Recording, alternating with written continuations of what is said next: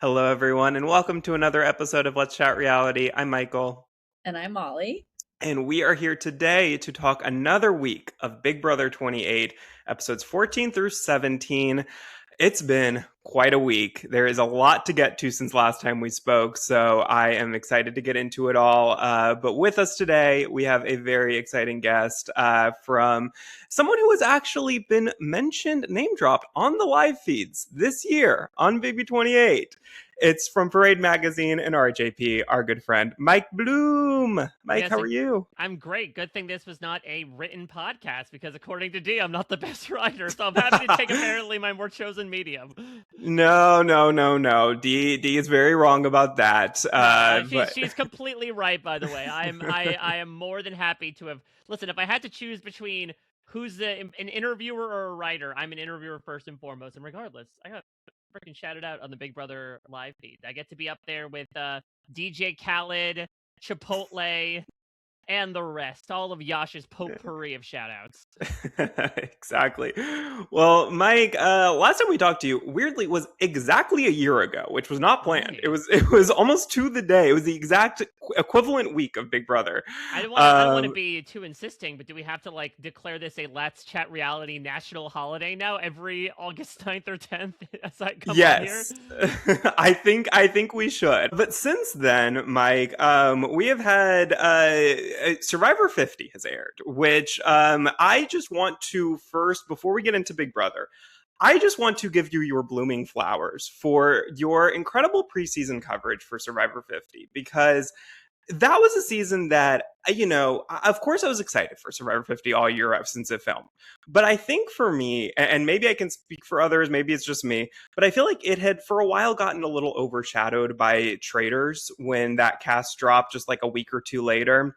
Right. And I think that once the preseason started and your interview started coming out, it was like, oh no, I am excited for this season. And just like you know the questions to ask, you know their seasons better than they do, and so it's just so much fun to watch you interview all of those contestants before they get on there. And I just wanted to make sure that you know how appreciated your hard work is. That really means a lot, Michael. Thank you. You don't know how much I needed to hear that today. Oh, That means the world. I mean, I had the time of my life out there. I've said this many times over the course of the preseason that like I wanted to reflect as much as I could the once in a lifetime fan experience I had out there, and it just makes my day, week, month, or even year to hear that from you, to hear that from a bunch of different people. And of course, it's only because of the incredible individuals I got the chance to talk to, from people I had a relationship with, including someone like D, to people I was meeting in person for the first time, to people I had never spoken with before, Jenna Lewis, Ozzy, Colby, Coach. It truly made my dream a reality, and I count myself lucky every single time I get to do anything around this, including Big Brother as well. And then to actually add on top of that, then merging these worlds and talking about not only these people I interviewed on Survivor 50, but then subsequently went into the Big Brother house to compete, is still kind of a mm-hmm. surreality to me. I've said this on another podcast, but I sort of got used to it, and then Christian Hubicki showed up on Big Brother Unlocked, and it pulled me right out. I'm like, oh yeah, there are Survivor contestants on this season, and it's a little ridiculous. Yeah. Yeah. What is that like for you? Because I would have to assume that, like, yeah, you've interviewed people in the past. I'm sure people who went on BB22 and Suri Fields, of course. But I would think that Dee and Devins are kind of the first people that are going in the Big Brother house who you would consider to be your friends. And what is that like for you to have like that balance between rooting for your friends, but then also wanting a house shakeup like we just got that maybe puts them in a little bit of a worse position potentially? You know, it's such a good question because, yeah, I would say that these are probably the first people I should say I'm either friendly with or would consider friends. You know, I don't want to throw out the term if it's not reciprocal from their perspective, but from my perspective, I feel like, D especially is someone that I become close with. I did a freaking chat BCC live with Rick Devens like 2 weeks before he went to the Big Oh Brother house, yeah. which is absolutely wild. And so I adore both of them. I actually don't have as much of a problem separating, game from personal in terms of like my own rooting interest versus what they do in the game, what transpires over the course of the game, just because that's something that I was sort of used to. Not to say that like I mean, I guess to a certain extent I was friends with Survivor 50 contestants, and I think I actually surprised myself with how much I was able to separate game from personal, where you could Yeah. say, I love you, Christian. I don't love that move, and not necessarily lose a wink of sleep over it. I think more so where I grow concerned is like now I sort of get to experience what it's like for the friends and family of the people who compete in the house about like the way the fan base might broad brush them or make certain character assessments when you know like yeah, that's not really who you're describing right now. And now you Hmm. realize that the fan base does. I love the fan base to death, but they love to do that, especially with the isolationist environment of these shows and who they choose to be in an alliance with. I think a lot of assumptions are made of like, oh well, if you're good with this person in the house, then that means you must like these people in real life. When that's really not the case, especially with people like Devins and D. And so it's kind of been a bit of a wake up call to me of the again, I'm not equating myself with a loved one, but like really unlocking for me that part of the BB experience of somebody and you're watching other people get to know this person, maybe Hmm. not in the way that you do. Yeah, that's such a strange experience, especially I think on a show like Big Brother, which is of course in real time, and like they can't defend themselves. You kind of have to be their loved ones, their friends, kind of have to be their mouthpieces to be like, no, that's not really who they are, or whatever. And so, yeah, that must be such a surreal experience. And also it does help though that these are people who have been on reality TV before, right? These are not Yeah. like does that are sent out into the street into oncoming traffic. Like they're used to fan bases of a certain kind. They know how to kind of roll with the punches both on and off screen, and that helps as well too, Yeah. knowing that it's not necessarily throwing a rare steak into a pack of wolves. It's well seasoned meat. And neither of them have done anything in the first 5 weeks that like I feel like it warrants too much defending or anything like that. It's just maybe aligning with people who we don't I love. know that some people were not incredibly happy about them egging Kamu on, especially those who felt like offended by Sure. the way that they isolated Jason. I think that the primary thing to take away from these two is that they are treating it like a game first and foremost. They of course have 70 something days of reality TV experience each. Like they both know how to really separate their emotions from creating a good game or even just creating good TV. And so I think in that moment they're like, "Oh yeah, let's, gas him up, let's egg him up. And let's make sure that he gets egg on his face for this." I can understand how from the outside it might look like, oh my god, these are terrible people for encouraging this guy to do this to someone who had already felt isolated in the house. But again, I think they thought of it purely as a game move of like, this gets Kamu out in front of us as a big target. I do not necessarily think that they're in the position yet, at least, where they're so far on the top that they're calling the other house guests bad people and, Right. looking to kick them while they're down. Yeah. They're D and Evans are not the type of people that would do that ever. I don't think. I think that they are. They've done this enough to know that like that's not how you treat the people that you're playing with, and that just because you're on top at one point doesn't mean that you're always going to be on top in this game. And there's nobody worth counting out in the way that maybe some first time players who get some power and it goes to their head really quickly would potentially think. Yeah, I mean, listen, does it suck that, the two of them in particular and Angela sort of as a sidecar are in power now for 5 weeks in a row, or at least are comfortably off the block? Sure, but I feel like they also helped lead the biggest shakeup, if not one of the biggest last minute vote flips we've ever experienced in Yeah. Big Brother. And so it's kind of this weird thing. It actually reminds me a little bit of Big Brother 19 when the very first eviction, Paul like led this big swing vote to take out Jillian instead of Christmas.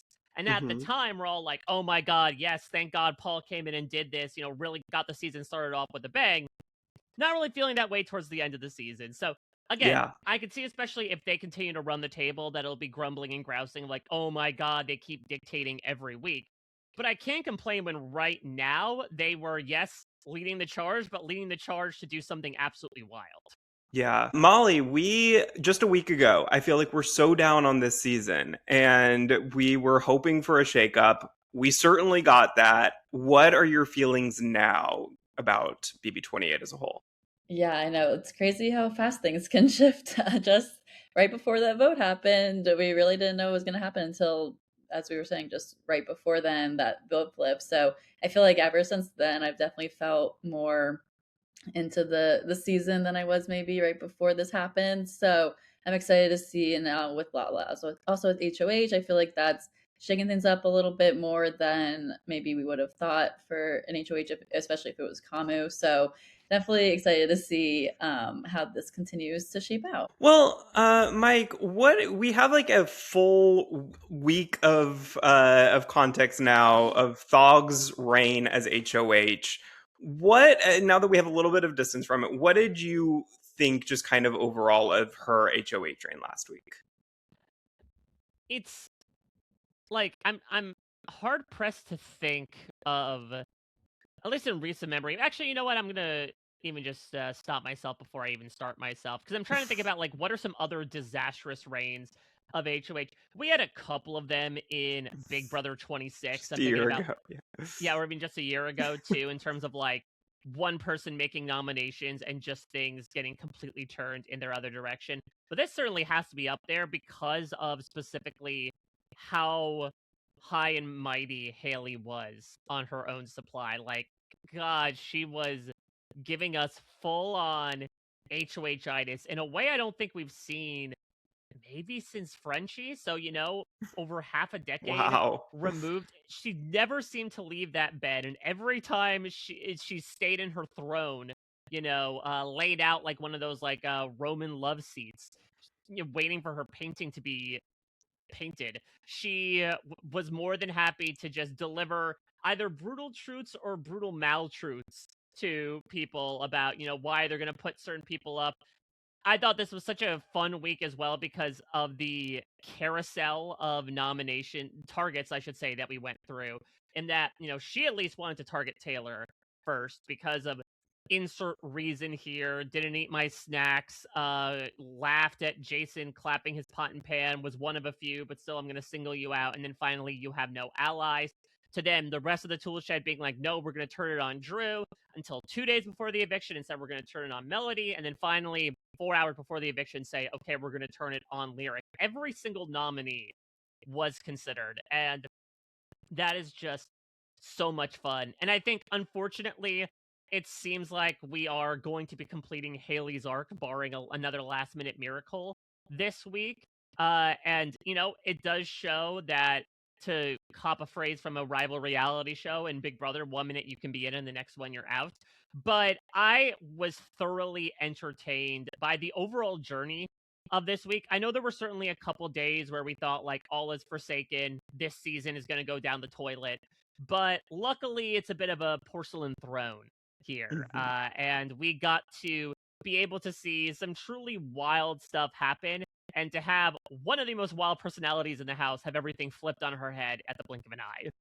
Yeah. Molly, I mean, it seemed like when Haley was trying to find a replacement nominee, she was really insistent that it was going to be Lyric, and Kamu was very resistant to that. And what do you think the reasoning was that Haley ended up pushing even harder towards Lyric after that? Was it jealousy on her part, or was she being honest and like that? She was just kind of looking out for her own personal game by making this decision. Well, I think probably both, but I definitely think that the jealousy factor maybe played more of a role in my perspective of it. But I think because obviously she's really close to Kamu and doesn't want anyone to come in between that. So I think just seeing that threat there definitely was scaring her for thinking that Lyric was in a good place and with Kamu and she didn't want that. So it made Hmm. sense in that realm. I think it My also, you need to put yourself in Haley's demented funhouse mirror perspective of herself and the world, which is like, Yeah. again, when she heard that Lyric was talking crap about Mallory, That is mean girl behavior. That is something that Haley Thogmartin does not tolerate. Okay, good for me, not for thee. She certainly has said it about Melody as well. So I think that even going into this week, like, I don't think Haley felt the most secure about Lyric. I think she thought she's closer with my other allies than she is with me. I want to make this move for my game, not the alliances. But I think the nail in the coffin there was Lyric really, I think, committing a little too much. You know, it was a bit like her American Idol audition. If either one of you checked it out, where like, I certainly have. yeah, she was given a little too much. You know, she didn't need to do as many riffs and runs and everything. She could just sing a simple tune.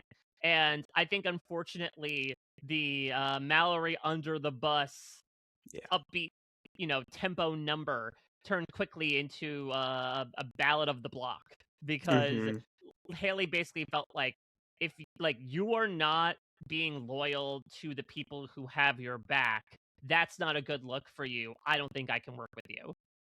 Yeah, which, look, I can understand that. Like, I know that, hesitant to give Haley, I guess, any credit for much on her HOH there, but I actually think that that is a reasonable thing to be, not want to be aligned with somebody who is going to so quickly throw their allies under the bus. But I also do think that a lot of this for Haley was wanting to keep Camus closer to her, and not in a way that almost is similar to wanting to keep Drew closer to the Toolshed by taking out Melody, was the thought for part of the week. And I think that maybe it's kind of a similar thing where, you take away someone's closest ally, you think it's going to bring them closer to you, but I actually think a lot of the time that doesn't work, and it only pushes them further away. But let's go to the veto competition itself, because it was the poison drink one that we saw last season. Mike, this seemed to be becoming a new staple for the show. Do you like it as a new staple? I actually love it, because it reminds me of one of the first ever veto competitions we ever had. I don't know if y'all remember this. It was week 2 of Big Brother 3. It was a competition called Bluff Me a Veto, where like everybody had a box, and one box had the veto in it, and basically like you could ask somebody to trade boxes and ask them like, what's in your box and can we swap, etc., etc. And after everyone had gone, the person who still had the veto won. And I think it's just such, like, I like competitions that test innate skills that are inherent to the game. You don't often do it. A lot of people obviously separate physical from the social and strategic. And so it's cool to have, in theory, a competition that is all about reading others and having others read you and trying to psych them out, and have, the 3D chess moves, the 4D chess moves, the 5D chess moves. Now, listen, do I think it's that highfalutin? Not necessarily. I think, as they talked about on the feed, sometimes it does come down to luck, and does go to prove sometimes, like, how confident we all think sometimes in terms of assessments and reads, and sometimes we're just completely off the mark of like, aha, Drew's twitching, the little corner in his mouth is up. That must mean he gave me the poison. And so you switch it and then you die anyway. I know some people feel like there are certain elements of Big Brother that are too camp, too corny. I totally get it, but as a campy, corny person myself, I love when they attempt to get into character. I will say this one was a little worse than the one last year, because the one last year, right, it was like a little film noir. This one, they were doing some sort of like Bridgerton parody, and so they were trying accents, and they were really half committing, and it kind of took me out of it, admittedly. Yeah, it you know what it kind of reminds me of, with them like trying to just find any little clue as to if they're lying or not. It's kind of like watching the early weeks of The Traitors, where it's like, oh, you looked at me a little bit funny when you took your blindfold off, and I'm 100% sure that you're a traitor, and then it's just, it's absolutely nothing. But Molly, we saw Morgan Pope come back to host this competition. What did you think seeing Morgan? Yeah, I was really excited to see her there. I love Morgan, so it was fun seeing her back on our screens and back in the Big Brother house. Yeah, I love what they're doing this season, Mike, with like just bringing people back. It is, and it's such a weird thing because it's like, yes, I know that they're celebrating the 1,000th episode, which we'll get into some news on that later in Hmm. this episode that just came out. But it is kind of, it feels like a random season other than that, BB28, to just be doing all this anniversary stuff that you would have thought maybe they would have done more of on 25 or 26. But Yeah. yeah, this season they seem to really be leaning into that a lot. Yeah, it's so weird, right? Because we had the 25th season, then we had the 25th anniversary Mhm. last year, and now we're getting the 1,000th episode. So it's like myriad opportunities for this show to be as meta as it is. It does feel probably the most meta yet that we've Mhm. seen. Obviously, we had the whole weird mole thing going on with Rachel in the premiere, that red herring as red as volcanic lava. Then you had, as you mentioned, I mean, so far we've had what? We had the whole Dr. Will and Howie veto competition. We had Jesse Goddard's in HOH. We had Morgan, as you mentioned. I imagine we're going to be seeing at least a couple more people, though maybe now they're saving them all for a few weeks from now. And so, yeah, it is interesting to me. I mean, I like it, and it is akin to the time travel theme of like, okay, if we're going back to the past or these other things, it makes sense to also pull some faces from the past as well. And honestly, I want to see more of it. Yes, you may get some moments where the things you do are not going to provide the face cracks that you want. I think back to BB25 when Kaser did the whole message about like it's the pressure cooker, and a grand total of like 3 people in the house freaked out, Oh and yeah. nobody had any idea who this man is or what he was saying. But we really appreciate it. Even the weird play within a play we got last year of the mastermind being a three-headed hydra of Frankie Grande, Jesse Goddard, and Eric Stein. Like, I do feel more and more, as much as people malign the quality of storytelling, perhaps as, oh, I don't know who they're making this for, or they're like broad brushing the biggest, widest net possible for this audience. I do actually think they're making a good amount of Big Brother nowadays for the very devoted super fans. I think they know how vocal and how devout this community can be. And so I think making some deep cuts to some of these people, and especially having people like Angela who have perhaps interacted with said people, also helps go the extra mile. Yeah, I mean, she was dancing on a boat with Howie. We saw. So, yeah, it is really fun. And I agree with you. I think it feels like this season more than ever they are really shouting out a lot of the online community. I mean, look at Unlocked, and we got, of course, Rob's shout out a couple weeks ago, and Taryn's shout out. Mhm. RHAP in general has been shouted out a lot on this season. I mean, it We was a got we got whole we got Chappelle's shout out last week. Chappelle shout out last week. Yeah, last week. It's so cool. I mean, it must feel really nice to just like to just feel appreciated by the show that you're covering and spending hours and hours and hours just watching and talking about and covering and promoting, and to finally feel like y'all are getting the appreciation that you deserve from the show itself is just it's so cool, and it feels so just honestly like just overdue, but I'm so glad that it's happening now. Oh my god, you're making me emotional twice in one podcast. I'm too verklempt here. Again, incredibly kind for you to say. I think the best part about it is it's so, for lack of a better term, unexpected. I think for the better part, and certainly Rob has been covering it longer than I have, but as long as I've been, fortunate enough to be involved in the podcast sphere. I mean, even when it comes to Survivor, we were not necessarily acknowledged in canon. And I think as the discourse has changed more and more, and not to say that RHAP or podcasts like this are like necessary for being a super fan of reality television, but I think has become such essential parts of people's fundamental digestions of this show. Again, I don't think any of us necessarily expected, oh yeah, and one day we're gonna get a shout out there. I think if I were Rob, the happiest I would have been, I'd be happy to go on top of Asia mentioning RHAP and it making the edit, let alone an entire, showcase of him on Unlocked and then subsequently talking about how much it means for Big Brother. It's so incredibly special and meaningful. because again, we didn't necessarily do it to like be heard by the people who make the show, but it feels really cool to know that from a certain perspective, just a little corner of that house is made up by what has been such an important part of my life for a decade plus, and a lot of other people's as well. Yeah.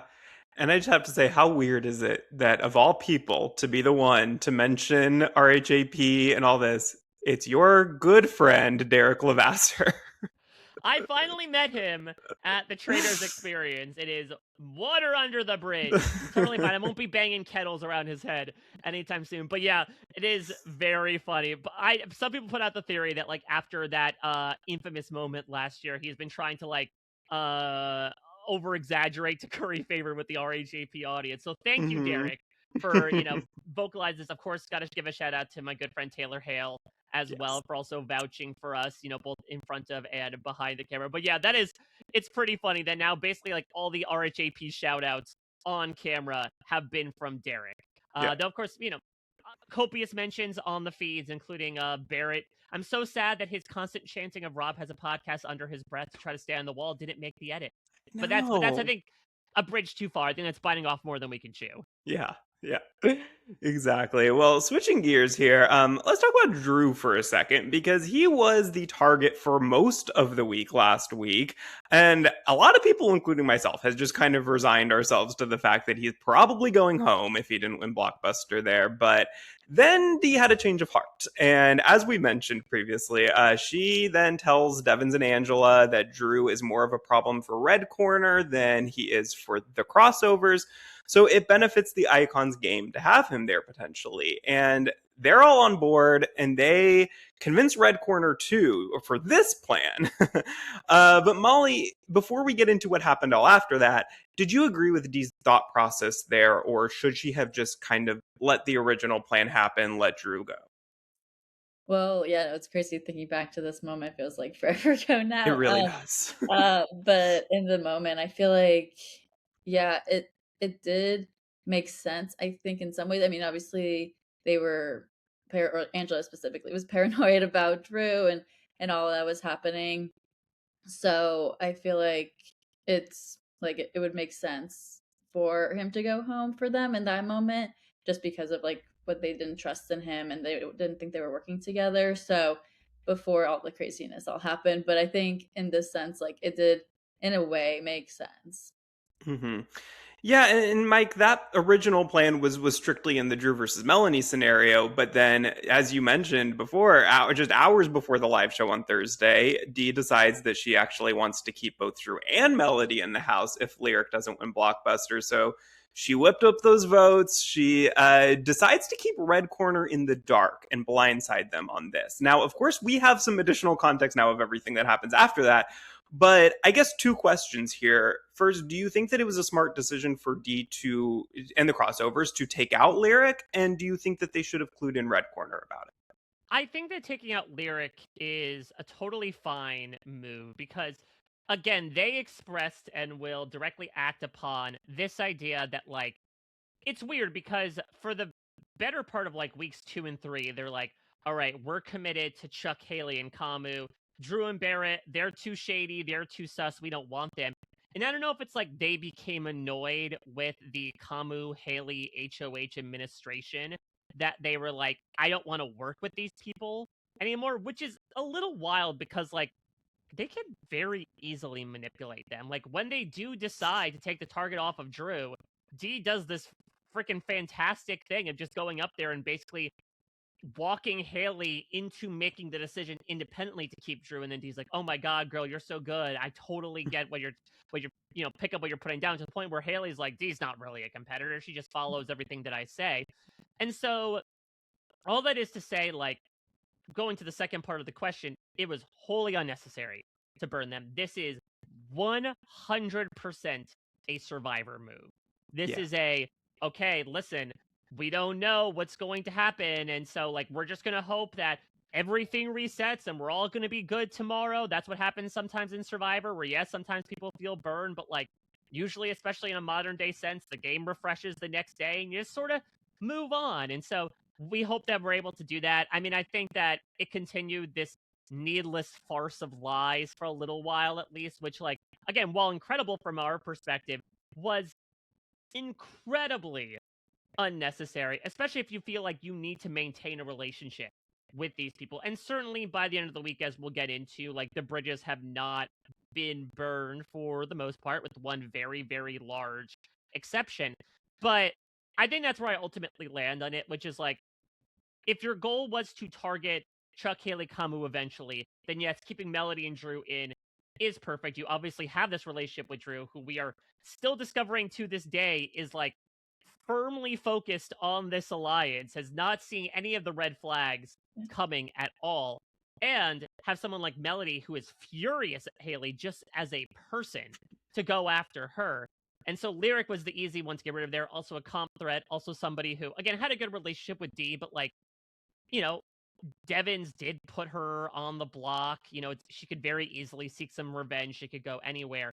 Where they sort of lose me from just a pure game perspective, not an entertainment perspective, because it was A+, was saying, and even though we already have the votes, we're going to leave not only 3 people in the dark, or 4 people, I should get to say, with Haley, but 3 people that arguably we should be working the closest with. It really speaks to me the voting block new era mindset of Survivor. Yeah. And 3 people who are very likely to win a competition and have the power to then put you on the block and get their revenge. But yeah, I think that this season and that moment really in particular, just really expressed the difference between Big Brother and Survivor, because like Survivor is so quick, and I think that they're just used to just kind of coming up with a plan and yep, that's you know, we're going tonight to tribal council. We don't have a whole lot of time to figure this out and sit on it and think about it and all that.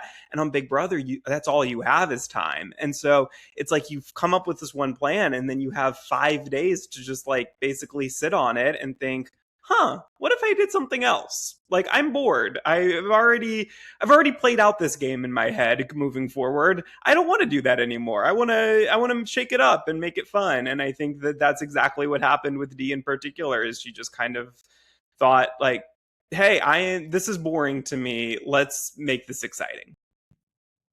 Molly, do you think that if the game was shorter in like a Survivor-esque time period of a day or maybe 2 days at most, would this have ever changed, or would you be going home?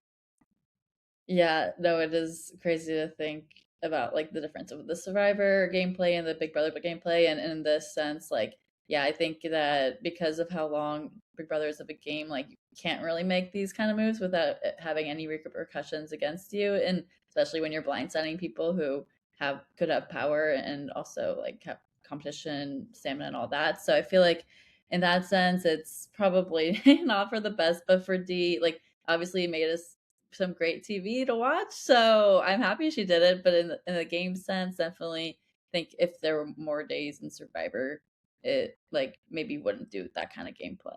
We also need to think about the fact that Dee watched 2 seasons of Big Brother before playing. Yeah. And one of them was 26. And yes, there is the Angela of it all. But 26, for what it's worth, was kind of a season where half the house would be blindsided and then things would kind of reset.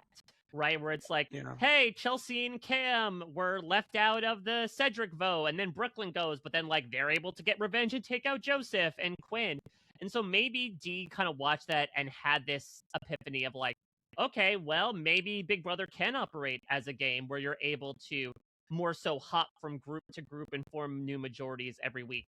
The downside being, not every house is going to be like Big Brother 26. And this house, now certainly it's definitely reset into more of a free-for-all, but it's not to say that it's going to be as loosey-goosey as 26 was. Yeah.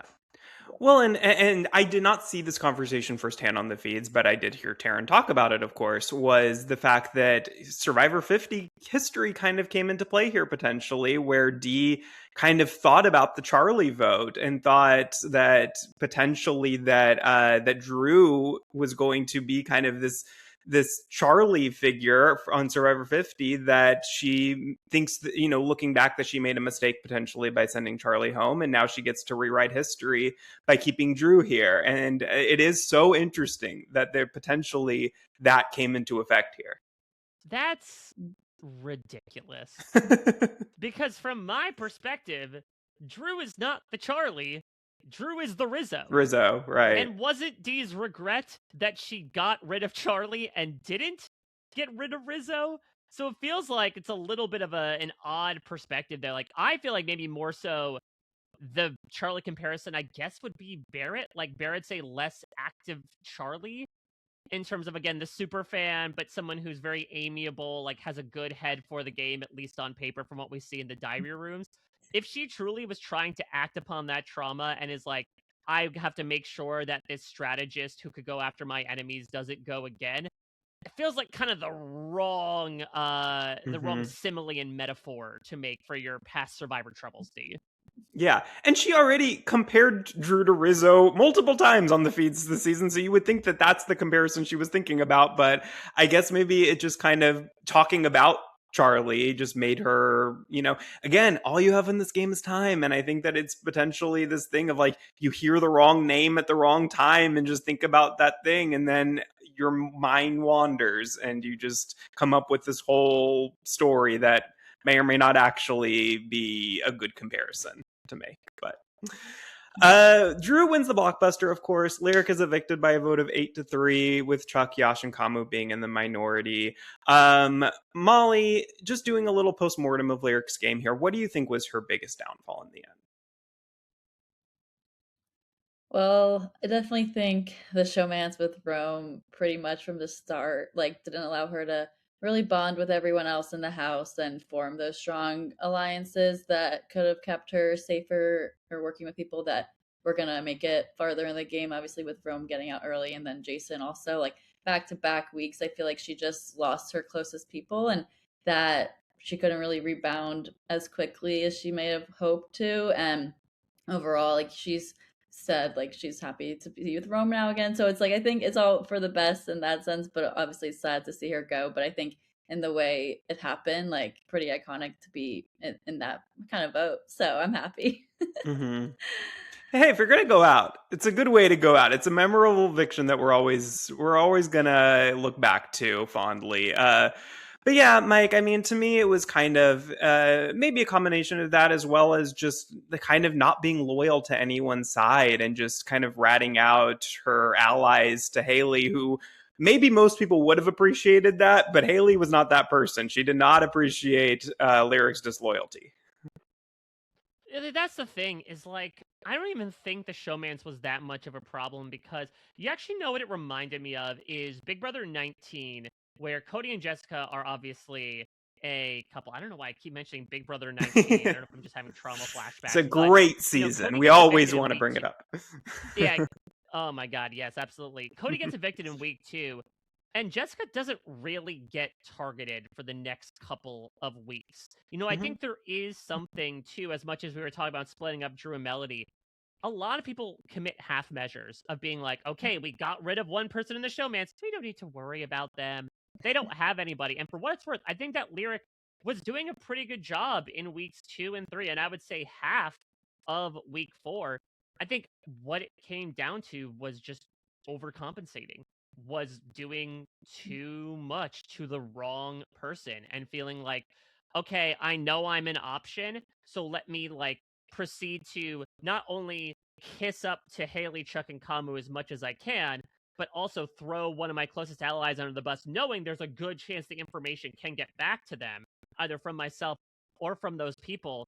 I think it was unnecessary. And it felt like, even if she felt like in the moment that she was in danger, or she has this conversation with Dee and she's like, I'm not going to go after the red corner, assuming that Dee wouldn't go after her own alliance. I think that her ability to, offer too much to every negotiation that was brought to her really sold her out in the end. Yeah.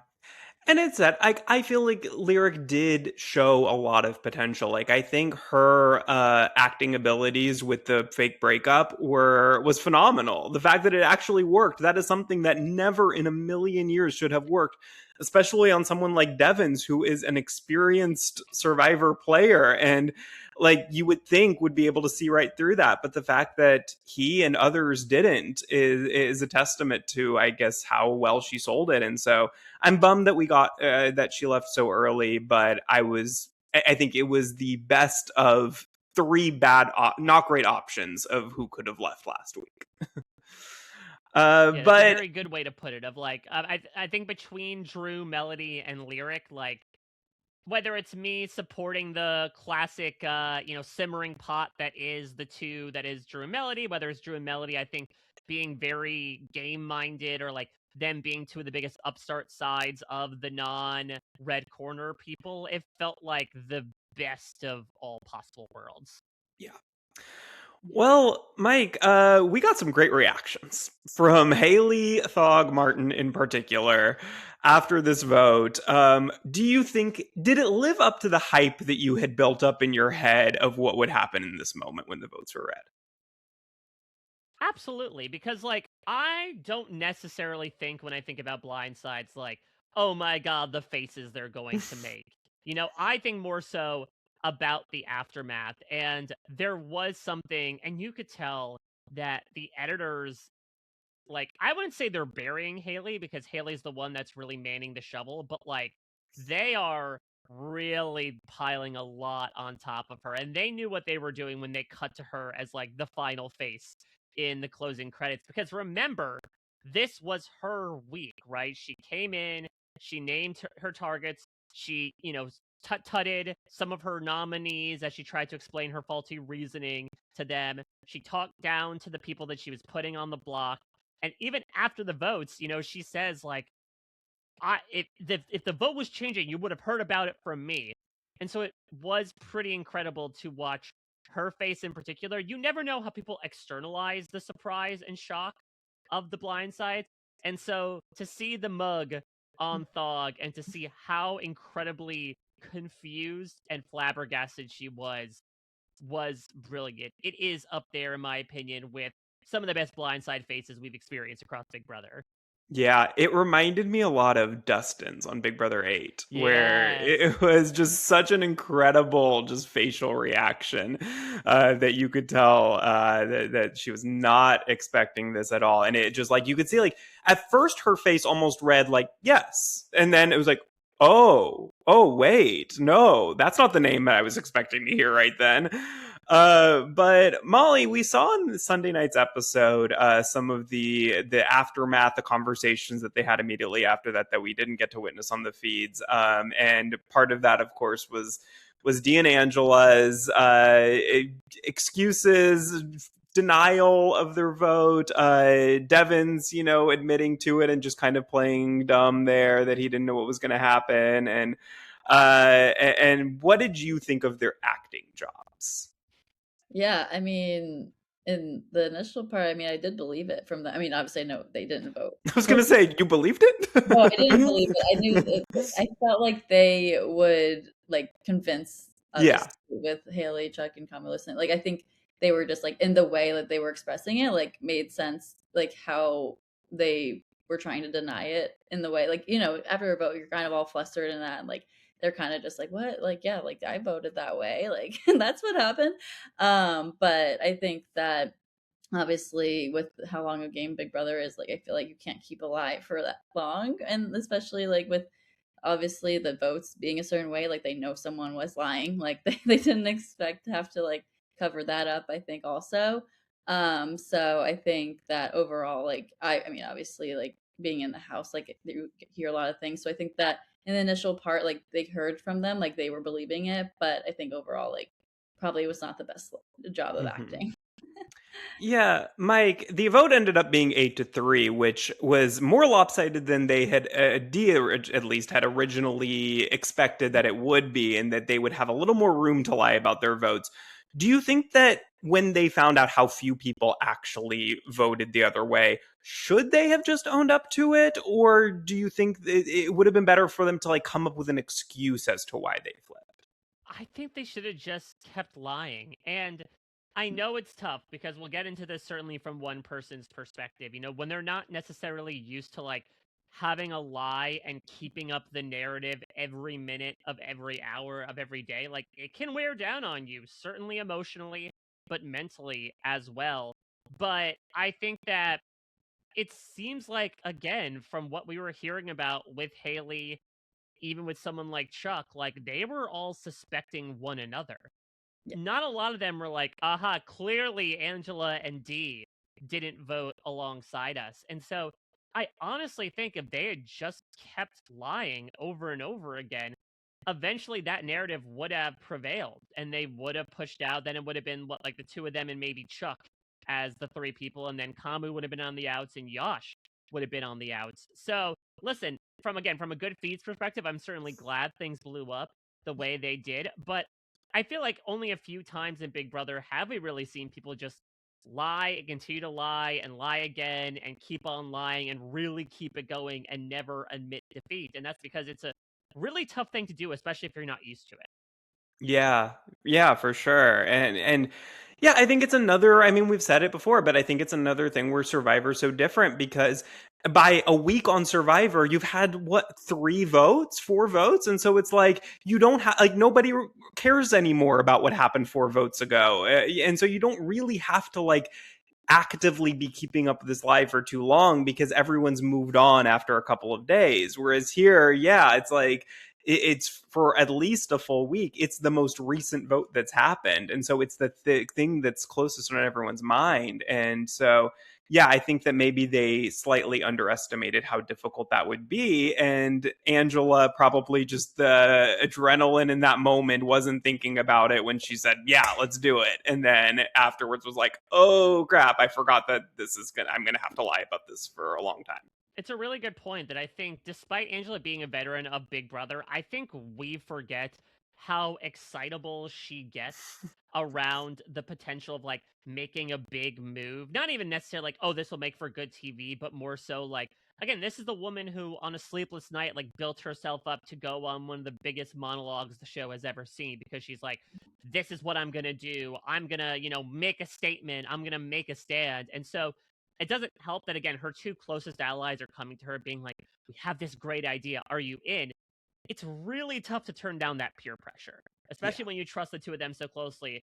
And I think she kind of got swept up in the momentum, even though she did register like this might jeopardize my relationship with Haley. I don't think she necessarily thought of the repercussions of like, can I keep this lie up? I think she probably hoped that she could, but doesn't seem like this is necessarily something in her wheelhouse. No. And I think that she loves being in a good alliance. And I think that she just wants to be able to be that type of person that's in the know on a vote like this and gets to blindside somebody else. And, I think on 26, she never really felt like she had close allies like that would bring her into plans. And so this is something that's kind of new for her. And I think is something that she was just excited to check off her bucket list on Big Brother. But then we go into the infamous wall competition where 58-year-old Lala wins HOH, beating out everybody else, including a UFC fighter, Kamu, who came in second after an hour and 32 minutes, which is long for a modern day wall comp. I think it's the longest since BB28, I believe. And I think before that, it would have been the longest since like 19 or 18. So it was a long competition, and Lala stuck in there for the whole time. Molly, who did you think before this? Like when you hear, okay, it's going to be a wall comp, who do you think had the best chance to win it? And what did you think when you saw that it was Lala? Yeah, so my initial guesses would have been either Mallory or Dee to win this. But obviously Lala, she has been in bodybuilding competitions, so she has the Yeah. strength. I just wasn't necessarily thinking that going into this that she was going to be the one to take the reign, but I was really impressed by her, especially there at the end against Kamu, and he was kind of threatening, "Oh, like I'm really safe right now, like I feel good," and then he ends up falling before her. So that was karmic on his side, but I thought that was a great moment too. I think something that also kind of threw all of us off, because I was totally in your category, Molly, of like usually because of the handholds, like the smaller statured people, someone like Mallory is better, or if it's just a straight grip strength competition. Again, Kamu has professed how good he has been for days. But the big change were these like handlebars that they had to hold on to. So it became more of a test of upper body than you might think, especially when things just became so slippery. Like it seemed like a bunch of people slipped off more so than like their arms gave out and they eventually had to let go. And despite Lala, having multiple injuries to her shoulders, her upper body is so incredibly strong that I think she ended up kind of being this dark horse because of this element that we really hadn't seen before in the competition. Yeah. I think that everyone kind of really underestimated her and thought that she was going to be off closer to Angela's time, 28 seconds. And that was not the case. I was so impressed with Lala, and it was just such a fun moment because it's like, I feel like anyone who maybe thought about plans for the following week, sat in that house thinking, okay, if so-and-so wins HOH, who would they put up? Blah, blah, blah. Probably Lala's not one of the people you're spending a whole lot of time thinking about what was she going to do as HOH. And it's just so fun when something like that happens. You throw a curveball in there. It kind of reminds me of like Felicia winning HOH on 25. It was like just this kind of unexpected, oh my God, what is she going to do with this power? And I love that. That's exactly what Big Brother is about. To me, there were so many like BB28 comparisons coming out in the last week or so of like, is this just going to be another huge steamroll where every single HOH is won by a Toolshed member like it was with the committee on BB28? And then it's as if Davon had won that competition against Christmas and she hadn't hit that wrong answer before Christmas did. It's like, what if that would have happened on 22 is I feel like kind of what we're seeing now on 28. We have been so traumatized by that season. The players certainly have, but yeah, I really do feel like we certainly got this to a certain extent in like 16 and 19. But yeah, I really do feel like, and listen, the Big Brother fan base, again, I love them to death. They are known for jumping to conclusions, but I really do feel like this happens every year. We are so paranoid about a season as, I will say, horrendous as 22. It's my least favorite season of Big Brother of all time.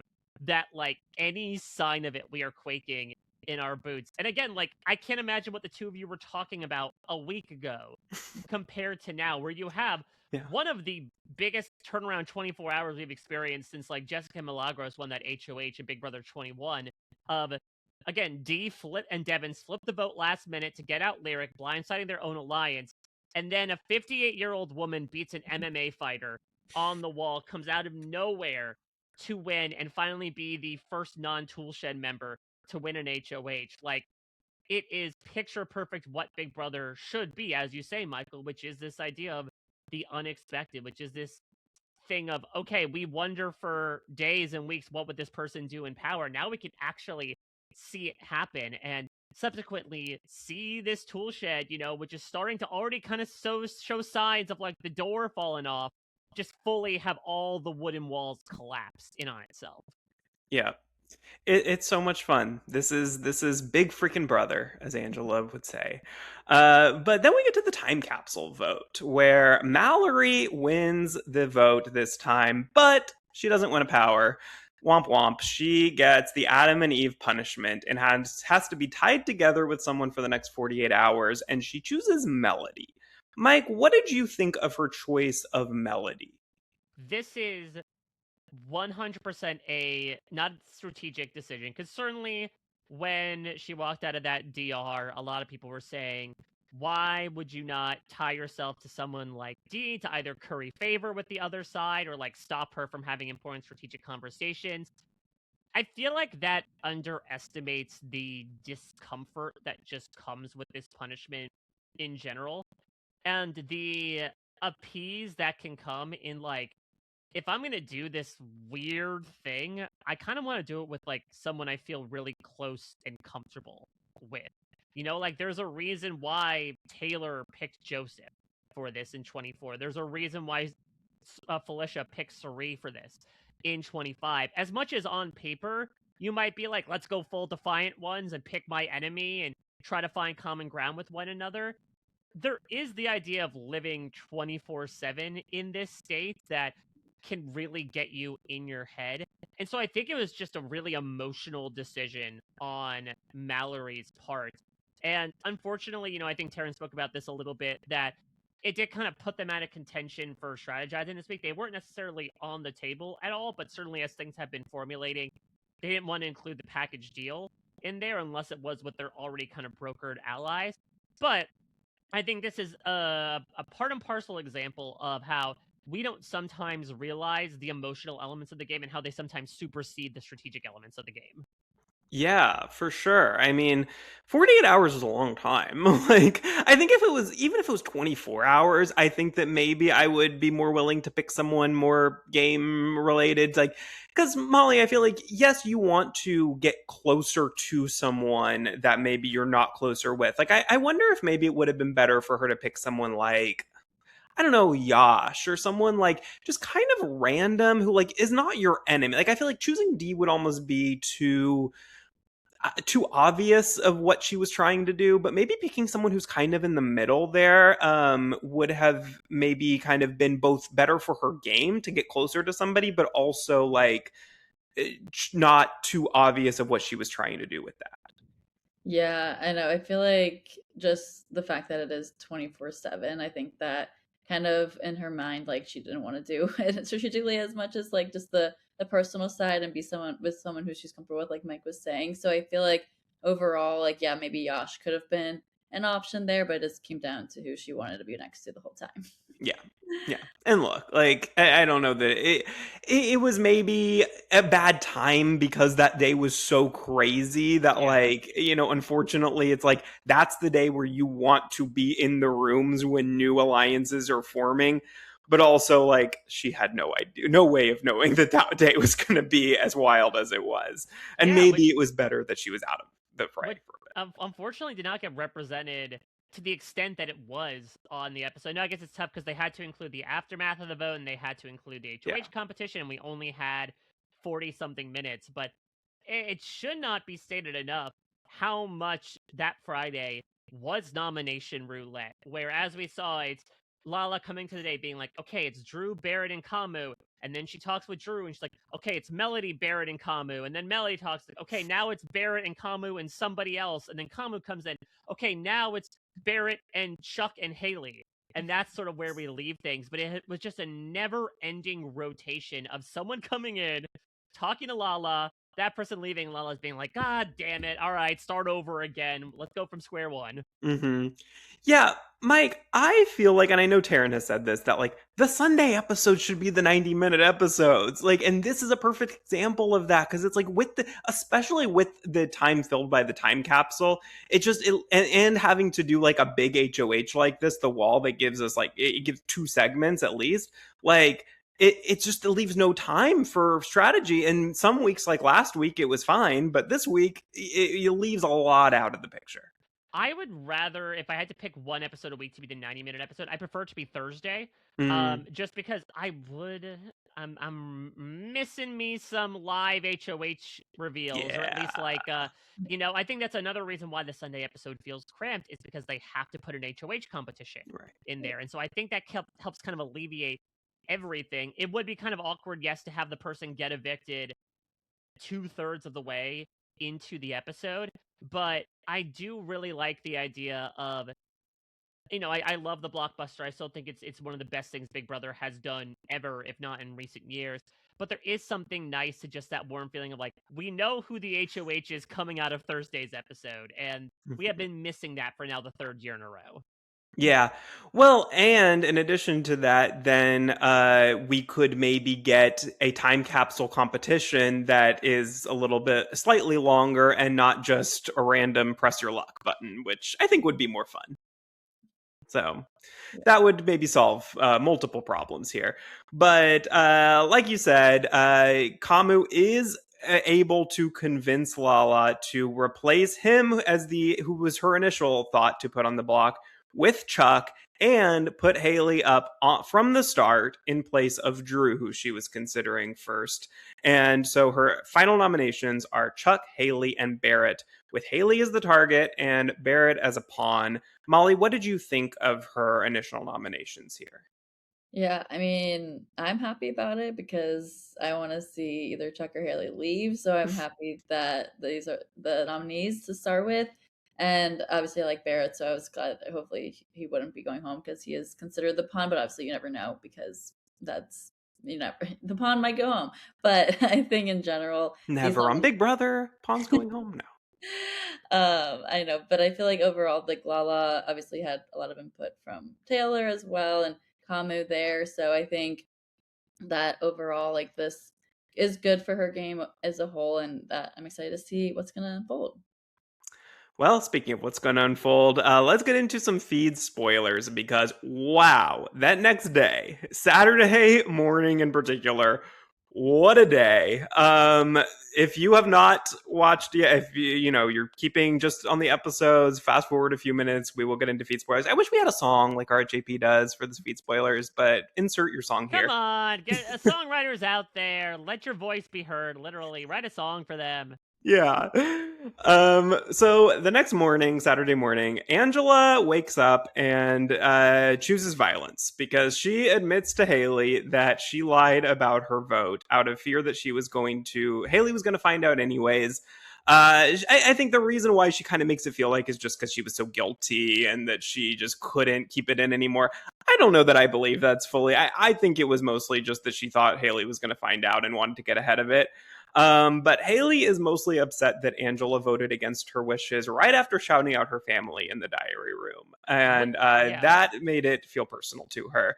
And then in the gym, Haley and Angela get into a huge fight in front of D, Kamu, Yash, and Chuck that we have not seen yet because this will air on Wednesday. And to tell you how pissed I was when the question that I think it was Yash, maybe it was Chuck, asks Angela, well, what did D say? Like, were you lying about what D said as well? And then they cut the camera to another room, and I was like, no, that's the question I want to hear the answer to.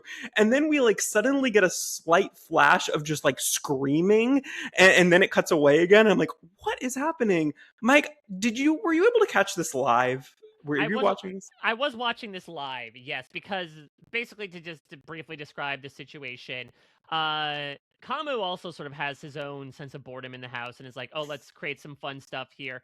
And so he decides, all right, let's all get on the same page here as to who's lying about the vote. Because again, Angela told Haley that she voted out Lyric. Now, what's interesting is Dee also told Kamu that she voted for Lyric, but Kamu's not going to reveal that information. Instead, this is more so, hey, we're going to sort of air out Angela right now. Not only for this, but also there was some stuff around Chuck had told Angela that Yash was coming for her, and so they wanted to get that out in the open as well. So it basically was the red corner minus Devins plus Angela plus Yash up in the gym. And so there was a little bit of a conversation about again, the whole Yash gunning after Angela thing, but Angela thought this was specifically about the vote, so that whole idea becomes rehashed. And initially when Angela tells Haley about the way she voted, Haley was okay with it, but I think the more that Angela attempted to try to explain herself, the angrier Haley got, to the point where, she was basically I need a minute, I need to step away from this. And so Haley was quite testy when talking with Angela. As you mentioned, Michael, she wasn't happy with the fact that Angela, and if you watch the video, cheerfully shouted out Haley's family as she was leaving her in the dark, which is, a little tough to do when you realize that in retrospect. But apparently the thing that sent Angela over the edge, and apparently this is all recall, I am begging that we see this on Wednesday. Yeah. Angela kept saying oh, they're never going to show it, but come on, what are you doing? What, you don't cast Angela for FFFBBB. Exactly, except for this, is that apparently, so it was talked about okay, Angela, you said that you had lied about voting for Lyric, but what about Dee? Because Dee is still committing to the fact that she is lying that she had voted Melody out. And then Haley recalls a conversation that the two of them did have, from my recollection, up on the balcony where, the two of them and Dee were talking, and Dee walks away and Haley's like, well, what do you think about D? Do you think D might have been the one who lied? And Angela says, trust your gut. And so Haley brings that conversation back, and Angela loses it. I think loses it in a way that we have never seen her lose it before. And that's saying a lot. Like, she goes feral, apparently. She stands up, she's screaming all these expletives, not to say someone had to come in and like pull her away, not to say that things got physical, but they got very, very verbal. She got sent off into a place that we have not seen her go, and she's played over 100 days of Big Brother. And the weird thing is, again, I have to relitigate the feeds. Like, I'm pretty sure this is because of stuff that she actually did do, but she got so angry in that moment, and then has subsequently, really taken a page out of Haley's book, or perhaps vice versa. In that now the narrative is that like she is kind of the victim in this situation. That Haley tried to bring her up and tried to gang up on her, and so she had to claw back by being cornered, and it leads to really the entire house now being on board that Haley and Chuck have to be the next two to go. Wow. Well, thank you for that incredible recap, because I did not have all of that written down here in my notes, and I certainly could not have recalled that all. So I appreciate that, because it was a lot. But yeah, I mean, Angela maybe didn't have to get physically taken away, but Lala was actually listening by the door during part of this, at least. And then she goes to get Taylor, and they go in and basically tell Angela, like, nope, you're coming with us. You don't need to get attacked like this. And so she apparently, like, as she was leaving, she was still screaming from the door. And yeah, I cannot wait to see this on Wednesday's episode. It's going to be an all-timer. But the other big thing that I wanted to bring up here is that Dee ends up telling Kamu about. So she tells Kamu about her vote. Correct. Kamu does know that Dee was lying about her vote. Haley and Chuck just don't. And that was part of it as well. Was that Yeah. like her, Kamu, and Yash kind of co-conspire together? Like, Dee and Yash are very much working together, or playing this game of like, you know where I voted and I know where you voted, but like I'm gonna lie, and we're gonna continue to like get in fake fights with each other to like really toy with these people. I loved when they went out for a second to like talk privately and then came back. I was like, what do you think they're doing out there besides like coming up with a plan of what they're going to say in here? Like, what are they saying they can't say in front of everyone else? But yeah, so she also tells Kamu about her power, which that has been very controversial. I feel like I've seen a lot of people say that, what a dumb move. Why are you giving him all this information that you don't need to be giving him? And then I've heard other people say, like, no, that was kind of the cherry on top that got Kamu to really trust Dee, and it does seem to have worked. In that Kamu fully wants to bring Dee into his new alliance with Taylor and Lala and Yash. Molly, what do you think? Which side are you on with that? Well, yeah, I do think that it has made Kamu trusty. I think that maybe she shouldn't have told him first, though. I want her to tell Devins first that information about her power. But I think in this moment, obviously, like for Dee's game, like it does seem to help her as of now, for keeping her safe for longer. So it's good in the gameplay. I don't know, personal side, I don't want Kamu there working with her as much, but I think in the way that the game is working out, like for right now, it makes sense. I could be wrong. She has told Devins now about the power, Yeah. correct? Yeah, but in the moment that didn't happen. Yeah.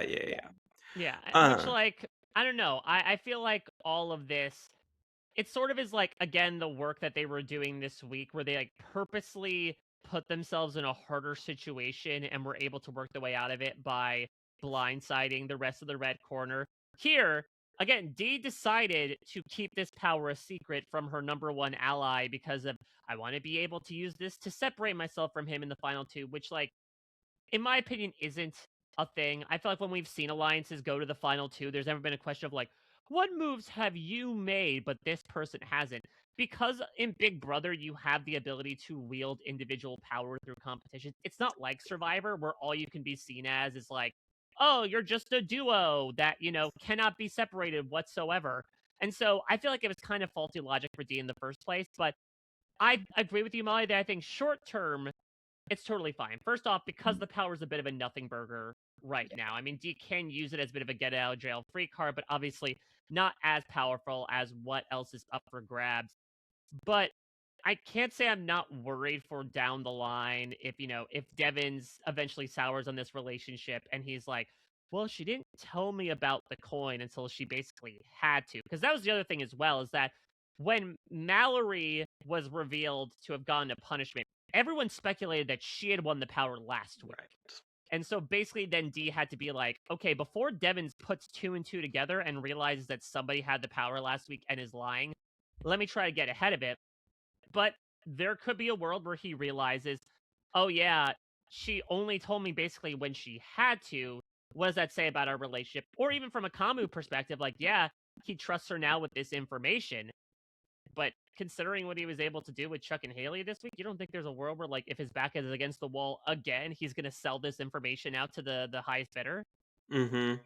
Yeah, and I was just, I mean, look, I hate to do it, but I have to give Kamu a lot of credit this week that he has done an incredible job of putting himself in like the most powerful position in the house, potentially, going from somebody who I think easily could have been evicted this week to now seemingly like kind of holding all the power and being this person who's kind of the go-between between the icons and this new Lala Taylor Yash group, that he's kind of in both camps and can kind of decide whichever way he wants to go. And yeah, it's so interesting how the power structure, the house has just completely come anew this week, and everything that we thought we knew we can just wipe out, and everything has changed now. And do you guys think that, which way do you think Kamu will eventually go? Do you think that he will pick the Taylor Lala Yash group, or will he eventually go with the icons? Mike, you can go first. I don't want to give like a fancy Fancherton option and say like it depends on who wins power next, but it Yeah. really does, because I think that Taylor and Yash, they're the ones that are right now really putting forward this idea of like the icons won't go now, Chuck and Haley first, but they're certainly going next. And that information has gone back to the icons, and they're saying, okay, we need to go for Taylor and Yash next. And so I do think that Kamu is going to basically go with whoever takes power next, Mm-hmm. and that's going to inform things. I think if push came to shove and this was like the final 7, I think he would much rather go to the end with people like Taylor and Yash. I think he has enough of a sense for the game where, like, I don't really take him for the type to be like, to be the best, you gotta beat the best. I want to beat the icons at their own game and go to the final 4 with them.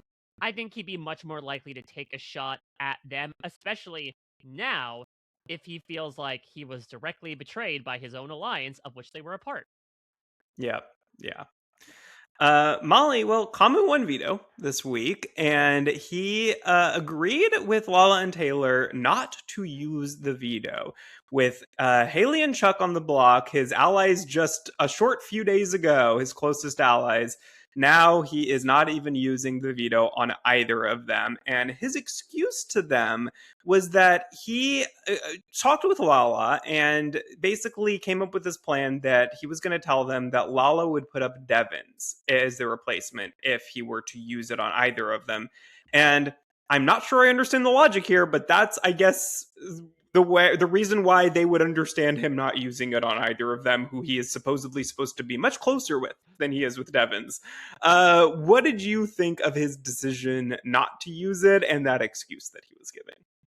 Yeah, I know it's a little crazy to think that it was Devins as the excuse there, but I think overall it is good to keep the nominees the same. If that's what Lala and Taylor want, then he's gonna appease the people in power this week in the game. So I think that could like give him some points next week if he's like, oh yeah, well I did the way you wanted it to be. Like you can keep me safe now. If they win again, or there's other game plays that could happen, but I think overall, yeah, it doesn't really make total sense that he brought up Devins in that. Yeah, I mean, this has been spoken about a lot, that like Kamu is someone who needs to kind of function on narrative and Yeah. reason. So he's like, I think everyone needs a rationale to do this besides it's just a game move. And so he thought he could kind of like put them under the guise of, well, I was doing it to protect our alliance because otherwise this person would go up and I wanted to save all of us. because like one of you will win the blockbuster and one of you will survive the vote, something he's still sort of saying today. But I think it makes sense as a move because this is the kind of season where, not to say there's like pariahs, but it's very much a like there's like someone with cooties every week. And it's like, okay, if you touch them or interact with them, you're gonna kind of get the cheese touch yourself. And I feel like Camus might have felt actions speak louder than words, and if he really was going to show other people what he meant of I'm no longer with them, I'm a free agent, I'm starting over, if he used the veto on Chuck or Haley, who are public enemies number 1 or 2, that would, in my opinion, undo all the stuff that he had been saying, because that is just saying, oh no, you're still looking out for your friends at the end of the day, so why are we going to believe you at all that you want to work with us? Right. Yeah, and look, we're already running long, so I'm not going to get into this, but I think it's so interesting that like this season has been like that with people on the block, because it feels like I think we all kind of thought that the blockbuster stopped that from happening in a way, because you just never know. Even your big number one target who would get a unanimous vote could come back if they win. And it is interesting that I guess maybe it wasn't just that was causing the House vibe to not be like that as much, because we are seeing it a bit this season. Yeah, I mean, even last year, I feel like we had, like, I feel like Kelly and Keanu, maybe they had their own sort of, like, social reasons as to why they were outsiders, but, like, I think there is something to, as much as you might think, again, like, well, they may not go home, so don't ostracize them. It does lead to, for some reason now, a group mentality sometimes of, like, no, this person, yes, they could win their way back through competition, but, like, I don't want to interact with them right now, because since they're set up as the primary target, interacting with them whatsoever would associate me with them. And as we found out from Haley nominating by Taylor, you can be guilty by association. Yeah. And look at how we're going way back to the first day of feeds, basically, Melody and Mallory, how Melody was just wanting to distance herself, and look at them now, Adam and Eve. But let's quickly predictions. Who's going to leave this week? It does seem like Haley is the target, but there have been some conversations, I think yesterday, about potentially wanting to keep Haley as a target that she will forever be as long as she's in this house. Do y'all think that's going to go anywhere, or if Haley doesn't win Blockbuster, is she going home? I feel like Haley will still go home unless we get a major flip again. But I think for now, Haley should be the one who goes home, in my opinion. I mean, I think it's less likely to happen this week. Like, I don't think they could do this 2 weeks in a row. Yeah. I think right now the icons will want to sort of recede back into the shadows and not draw as much attention on themselves, especially considering that, like, Angela particularly got called out for blindsiding them. So I think this is a bit of a game resetting week for everybody. And so as much as it saddens me, because I think that Haley is much better TV and a much better TV character than Chuck in every sense of the word. I mean, the people who control the votes this week are essentially the icons in this, like, FAP alliance, right, of, like, Melody, Drew, Mallory, and Barrett. I think it'd be hard-pressed to convince, people like Melody and Drew to keep Haley in. Yeah. And so I think, as much as, Dee and Devins were able to make miracles happen last week, I don't think they want to put all of their social cachet into doing that this week. Yeah, I agree. I think that's the right move for them, and I think that's probably what's going to happen. But Mike, today, just a few hours ago, there was a lot of news for the 1000th episode of Big Brother. I saw a tweet from the always reliable Mike Bloom about this. That guy. Yeah. So August 27th, aka 2 weeks from this Thursday, is going to be the 1000th episode of Big Brother. They are apparently the first primetime show to reach this. People have contested that that's not the case. They're talking about something like 60 Minutes or like, WWE Raw, but I'm going off of what the eye tells me. So it's their 1000th episode. It's going to be a 90-minute episode. They are still planning to do an eviction, a blockbuster and an eviction in that episode. But it's also going to include, appearances from surprise house guests. There's going to be fan votes. I don't know what the fan votes mean. It should be noted that this is the week after the time capsule ends, or I guess a few days after we find out who entered the time capsule for the last time. So I don't know if it'll be as innocuous as, like, the BB badass, BB dumbass votes. They put the fan voting also in line with the surprise house guest. So I don't know if it's like, if you remember Survivor America's Tribal Council, where we vote for superlatives of, like, who's the best BB villain, maybe that type of stuff. But the big thing that was being teased is that they were going to, quote, kick off this summer's biggest twist by the end of this 90-minute episode. It feels like they're almost doing I think they're doing a hybrid with Unlocked as well, I want to say, because technically I think Unlocked's happening that day too. So, yeah, it should be sort of it's weird because it is a special 1000th episode extravaganza, but also they're doing an episode of Big Brother in the middle of it as well. Weird. I wonder if it's going to be almost like Idol Gives Back, if you remember that, where nobody goes home, where it's oh, this is a celebration. We're not actually going to send anyone. But I don't know with the schedule with 17 house guests and, only 87 days. Maybe they don't have time for that. But it'll be interesting. It'll be a weird combo. Who knows what it's going to be like, but I'm excited to find out. But Mike, before we go, we have to do our what we do every week when we have a guest on in 2026, which is our Chatty Award nomination. So we will be doing this at the end of this year, our second annual Chatty Award ceremony, honoring our favorite and potentially least favorite reality stars from and shows from the last year.